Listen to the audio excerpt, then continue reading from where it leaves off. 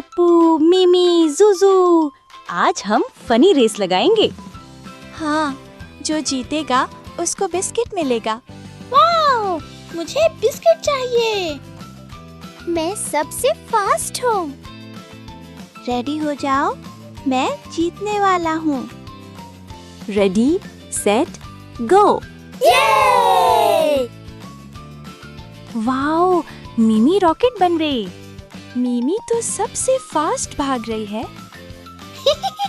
मुझे बिस्किट मिलने वाला है। अरे रुक जाओ, मैं भी आ रही हूँ। अरे जुजू रुक गई। क्या हुआ जुजू? ये बिस्किट मिल गया। जुजू, रेस चल रही है। रेस बाद में, पहले स्नैक। जुजू को रेस से ज्यादा बिस्किट पसंद है। अरे पप्पू गिर गया। पप्पू की स्पीड ज्यादा हो गई। ऊप्स, ये क्या हो गया? रेस में आहिस्ता भागना चाहिए। मैं तो ऑलरेडी ब्रेक पर हूँ। ये रेस तो फनी बन गई।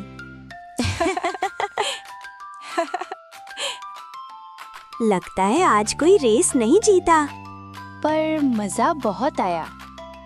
मुझे लगा मैं जीत जाऊंगी। मैं तो रेस जीतने गया था, पर स्लाइड कर गया। मुझे तो बिस्किट मिल गया। ये रेस तो कॉमेडी रेस बन गई। कभी कभी जीत से ज्यादा जरूरी होता है मिलकर मजा करना। Hello kids, fun every day.